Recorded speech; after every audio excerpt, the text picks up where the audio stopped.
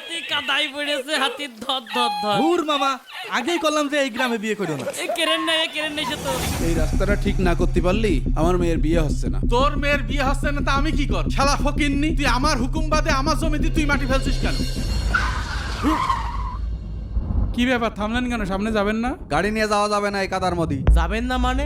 5,000 টাকা ভাড়া দিছি এমনি এমনি নাকি? পারলেই নেমে যাও। আরে আরে দুলু ভাই, আসসালামু আলাইকুম। আসেন আসেন, নামেন। বাবাজি নামেন গো। বাহ চাচা, তোমার জামাই তো ছোটখাটো একটা হাতির বাচ্চা, চুকি যে আটতি বাচ্চা না। এই থাম, আসেন। আর এখানে নামবো, পাগল হয়েছেন নাকি? এই সামনে একটু কাদা আছে তো, এইটুক পথ হেঁটেই যেতে হবে। তাও কত পথ? এই 10 মিনিট হাঁটলেই পৌঁছাই যাবানে। 10 মিনিট, তার মানে 2 কিলোমিটার রাস্তা। মামা, এ কোন ভর গ্রামে বিয়ে করেছো? তোমার শাওরির কাছে যে যাবো সেই সুযোগটাও তো নেই। আসেন দুলু ভাই, নামেন। বাবাজি একটু দুলু ভাই, সাবধানে সাবধানে, দেখে শুনে সাবধানে। পা দিন। হ্যাঁ। দাঁড়ান আব্বাজান, আপনার এই গ্রামে কি ভ্যান রিক্সা কিছুই নেই? ভ্যান রিক্সা তো আছেই। আপনার যে দেহ টানতে চায় না কেহ।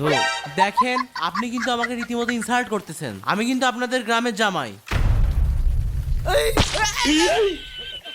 আরে হাতি কাদাই পড়েছে, হাতির ধর ধর ধর। ভুর মামা, আগেই করলাম যে এই গ্রামে বিয়ে করো না। এই কেরেন নাই সে তো। আহা দুলু ভাই, নতুন শেরওয়ানিটা কি হইলো? আরে বাবাজি একটু দেখে পা দিবা না? ও আসলে গ্রামে বিয়ে করেছে, এই গ্রামের মানুষ একটাও মানুষ না।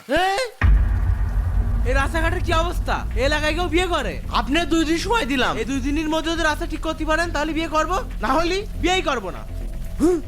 এমন ভর গ্রামে বিয়ে করতে আইছি। আহারে এই আরে গ্রামে কেউ হাতি বিয়ে আবার করে? পড়েছে। চলো মামা, চলো ওঠো।